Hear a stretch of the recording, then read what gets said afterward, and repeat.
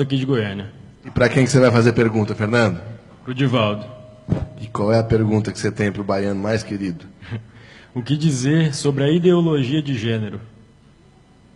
Obrigado, Fernando.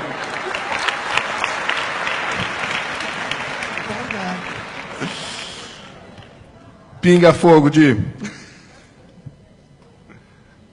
Eu diria, em frase muito breve, que é um momento de alucinação psicológica da sociedade.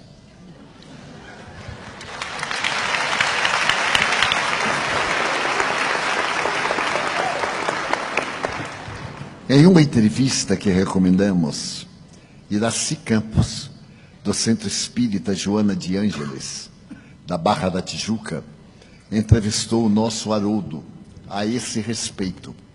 E as respostas, como as perguntas, muito bem elaboradas, propiciaram a Haroldo abordar a questão do ponto de vista legal, moral, espírita e social. Vale a pena, portanto, procurar na internet esse encontro de Iraci Campos com Haroldo Dutra. Haroldo disse, em síntese, eu peço licença a ele, que se trata de um momento muito grave da cultura social da Terra e que é naturalmente algo que deveremos examinar em profundidade, mesmo porque nós vamos olhar a criança, graças à sua anatomia, como sendo o tipo ideal. E a criança, nesse período, não tem discernimento sobre o sexo. A tese é profundamente comunista e ela foi lançada por Marx, sob outras condições, que a melhor maneira de submeter um povo não era escravizá-lo economicamente, era escravizá-lo moralmente. Como nós vemos, através de vários recursos que têm sido aplicados no Brasil nos últimos 9 anos, 10, em que o poder central tem feito todo o esforço para tornar-se o patrão de uma sociedade em plena miséria econômica e moral. Porque os exemplos de algumas dessas personalidades são tão aviltantes e tão agressivos que se constituíram legais e, porém, nunca morais. Todas essas manifestações que estamos vendo, graças à República de Curitiba, cujo presidente é o Dr. Moro, e deve ser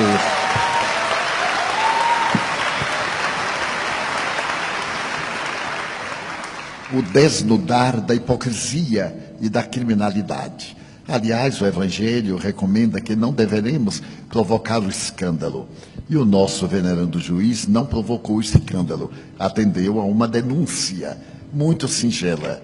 E, no entanto, levantou o véu que ocultava crimes hediondos, profundos, desvio de dinheiro que poderia acabar no Brasil com a tuberculose, com as enfermidades que vem atacando recentemente, poderia educar toda a população e dar-lhe o que a nossa Constituição exige: trabalho, repouso, dignidade, cidadania. Mas determinados comportamentos de alguns do passado muito próximo estabeleceram o marxismo disfarçado e a corrupção sob qualquer aspecto como um princípio ético. A teoria de gênero é para criar na criança, no futuro cidadão, a ausência de qualquer princípio moral. Uma criança não sabe discernir, somente tem curiosidade. No mesmo banheiro, um menino e uma menina irão olhar-se biologicamente, sorrir e perguntar o de que se tratava aquele aparelho genésico, que é desconhecido. Então, nós devemos repudiar de imediato e apelar para aqueles em quem nós votamos, somos responsáveis, e gritar para eles que somos contra, totalmente contra, essa imoralidade ímpar.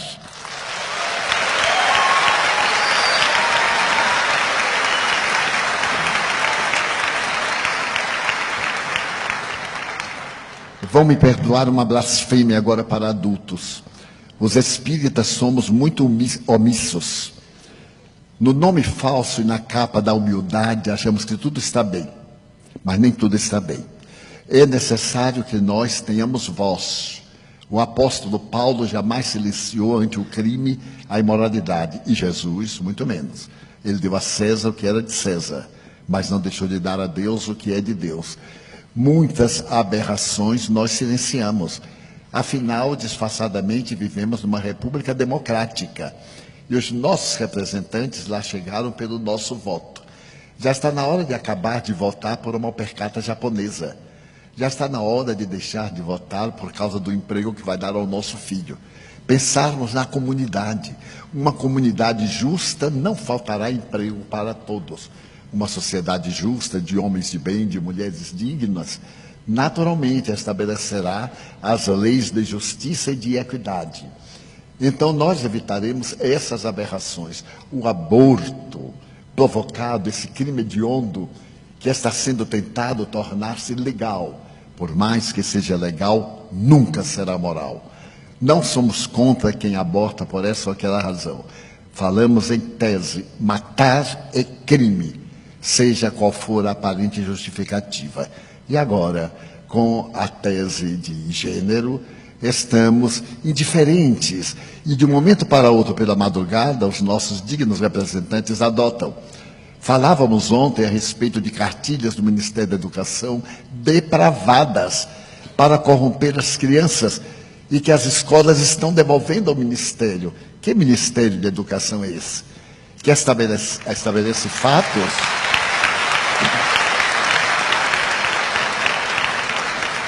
Deu uma indignidade muito grande. Os pais devem vigiar os livros dos seus filhos e, naturalmente, recusarem. Nós temos o direito de recusar. Nós temos o dever de recusar. Victor Hugo já nos falava há mais de 150 anos, um grande pecado é a omissão.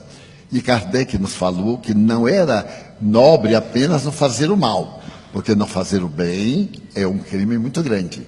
Então precisamos ser mais audaciosos, espíritas, definidos, termos opinião. A doutrina nos ensina. E para os jovens, eu direi que há uma ética, liberdade. O sexo é livre, livre sim, mas ele não tem a liberdade de indignificar a sociedade. Poderemos sim exercer o sexo, é uma função do corpo e também da alma, mas com respeito e com a presença do amor. Portanto, a teoria de gênero, jamais.